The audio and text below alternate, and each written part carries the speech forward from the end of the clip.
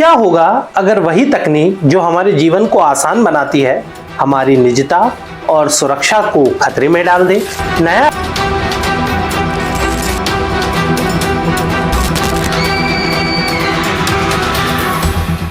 नया रायपुर, आईआईटी रायपुर, जहां तकनीक और प्रतिभा का संगम है।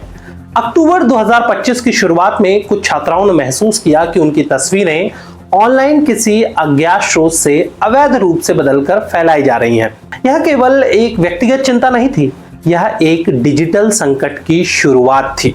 जांच में सामने आया कि सैयद रहीम अदनान अली, जो सेकेंड ईयर का छात्र था, उसने एआई तकनीक का इस्तेमाल करके 36 छात्राओं की तस्वीरों को अश्लील रूप में बदल दिया।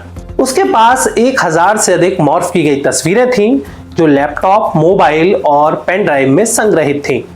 एआई के इस दुरुपयोग ने न केवल छात्राओं की गोपनीयता का उल्लंघन किया, बल्कि उनके आत्मसम्मान को भी गहरा नुकसान पहुंचाया।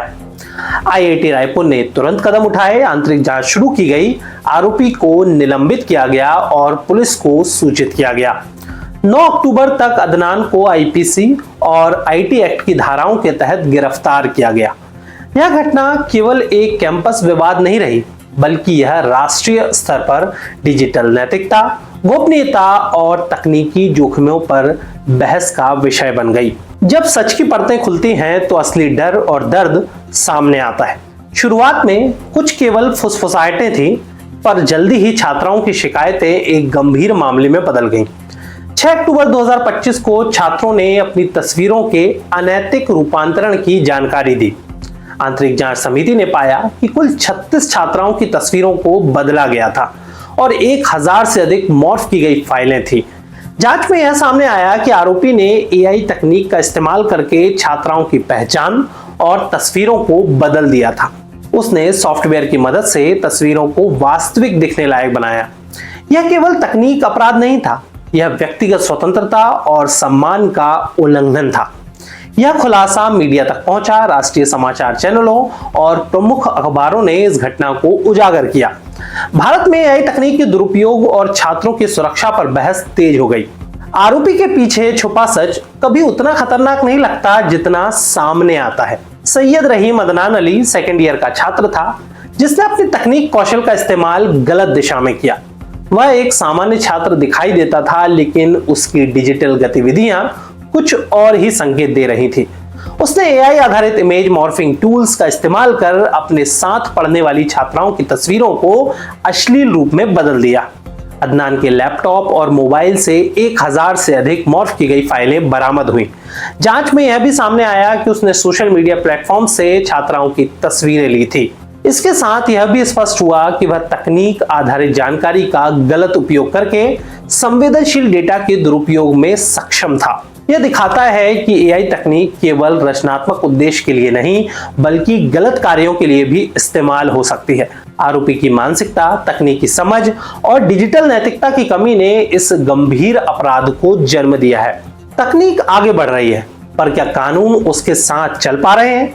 डिजिटल अपराधों के मामलों में कानून अक्सर तकनीक की गति का पीछा नहीं कर पाता। इस केस में आईपीसी की धारा 66E और आईटी एक्ट की धारा 67 लागू की गई।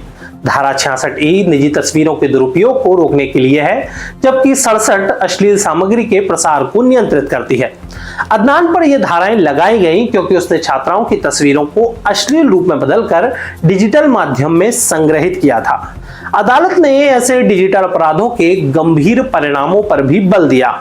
यह मामला यह भी दिखाता है कि मौजूदा कानून क्या एआई के दुरुपयोग को प्रभावी रूप से रोक सकते हैं या नहीं। विशेषज्ञों का मानना है कि डिजिटल नैतिकता और साइबर सुरक्षा के लिए नए कानून और नीतियां आवश्यक हैं। यह केस कानून और तकनीक के बीच संतुलन की चुनौती को भी सामने लाता है। जब संकट सामने आता है तो संस्थाओं की कार्रवाई ही असली परीक्षा होती है। आईआईटी रायपुर ने घटना की गंभीरता को तुरंत समझा और आवश्यक कदम उठाए। आरोपी छात्र को निलंबित किया गया और आंतरिक जांच समिति गठित की गई।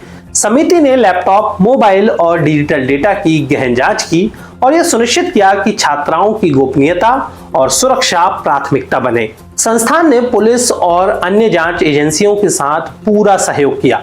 आरोपी के खिलाफ कानूनी कार्रवाई के लिए केस दर्ज किया गया और न्यायिक प्रक्रिया शुरू की गई। साथ ही कैंपस में आपातकालीन सुरक्षा नीतियां लागू की गईं और छात्रों के लिए साइबर सुरक्षा और डिजिटल नैतिकता पर जागरूकता सत्र आयोजित किए गए।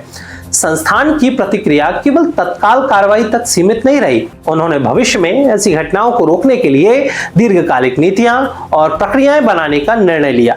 यह कदम दिखाता है कि संस्थान केवल शिक्षा देने तक सीमित नहीं है, बल्कि छात्रों की सुरक्षा और सम्मान की रक्षा के लिए भी जिम्मेदार है।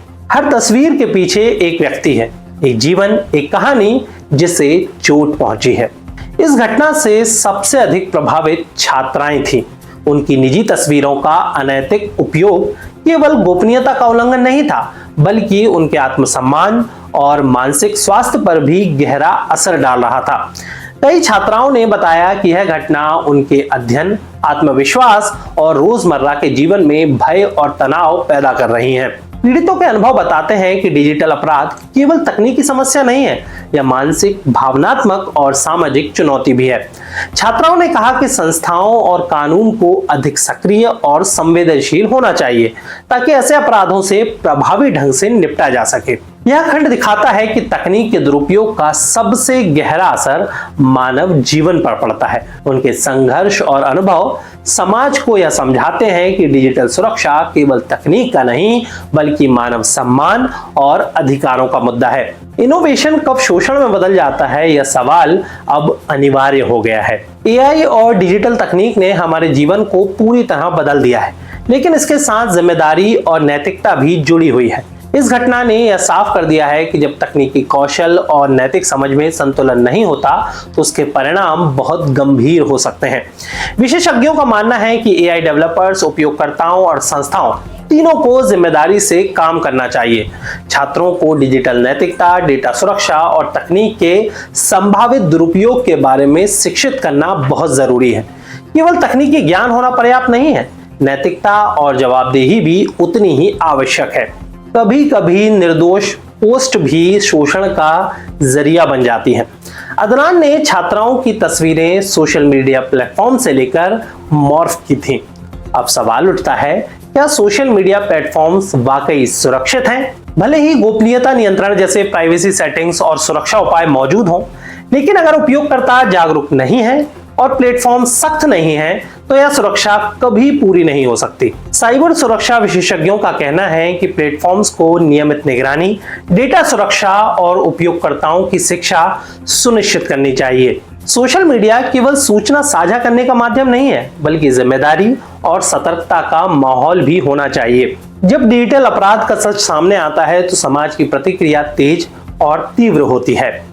जैसे ही ये खबर बाहर आई, देश भर में चर्चा शुरू हो गई। समाचार चैनलों, अखबारों और सोशल मीडिया ने इस घटना को प्रमुखता से उठाया। लोगों ने आरोपी की कड़ी सजा की मांग की और डिजिटल गोपनीयता पर सवाल उठाए। मीडिया ने न केवल घटना को सामने लाया, बल्कि डिजिटल नैतिकता, कानून और सुरक्षा पर एक राष्ट्रीय बहस भी छेड़ दी। सोशल मीडिया पर ट्रेंडिंग हैशटैग्स और सार्वजनिक बहसों ने यह दिखाया कि समाज अब डिजिटल अपराधों के प्रति अधिक संवेदनशील हो चुका है। अगर कोई बदलाव ना हुआ तो यही त्रासदी फिर दोहराई जाएगी। यह घटना साफ करती है कि केवल जांच पर्याप्त नहीं है, संस्थान, कानून और समाज तीनों को मिलकर एक ऐसा भविष्य बनाना होगा जहां डिजिटल अपराधों की संभावना न्यूनतम हो। डिजिटल नैतिकता की शिक्षा, साइबर सुरक्षा प्रशिक्षण और एआई के जिम्मेदार उपयोग पर जागरूकता अभियान चलाने चाहिए। छात्रों को यह समझना होगा कि तकनीक रचनात्मक उद्देश्यों के लिए है, उसका गलत उपयोग एक गंभीर अपराध बन सकता है। तकनीक की शक्ति असीमित है, लेकिन नैतिकता की कमी विनाशकारी हो सकती है। एआई और डिजिटल टूल्स ने जीवन को आसान और रचनात्मक बनाया है, लेकिन जैसा इस घटना में देखा गया, उनका दुरुपयोग बेहद गंभीर परिणाम दे सकता है। तकनीक का सही उपयोग केवल कौशल का नहीं, बल्कि नैतिक जिम्मेदारी का मामला है। विशेषज्ञ कहते हैं कि छात्रों, संस्थाओं और प्लेटफॉर्म्स को तकनीक और नैतिकता के बीच संतुलन बनाए रखने के लिए स्पष्ट दिशा निर्देशों की आवश्यकता है। एआई के दुरुपयोग को रोकने के लिए सख्त नियम, जागरूकता और प्रशिक्षण बेहद जरूरी हैं। ये केवल अपराध रोकने की बात नहीं है, बल्कि एक नैतिक डिजिटल समाज की नींव है। अतीत की गलतियों से सीख लेकर ही हम सुरक्षित भविष्य बना सकते हैं। इस घटना से सबसे बड़ी सीख ये है कि अगर डिजिटल सुरक्षा और नैतिकता पर ध्यान नहीं दिया गया तो परिणाम बहुत गंभीर हो सकते हैं। भविष्य के लिए संस्थानों, छात्रों और प्लेटफॉर्म्स तीनों को मिलकर नीतियां और जागरूकता कार्यक्रम तैयार करने होंगे। सुरक्षा उपाय, डिजिटल शिक्षा और साइबर जागरूकता एआई के साथ मिलकर नैतिकता की जानकारी हर छात्र के लिए अनिवार्य होनी चाहिए। संस्थानों को नियमित वर्कशॉप्स और प्रशिक्षण सत्र आयोजित करने चाहिए। यह केवल अपराध रोकने का तरीका नहीं है, बल्कि छात्रों की गरिमा और गोपनीयता की रक्षा का भी माध्यम है।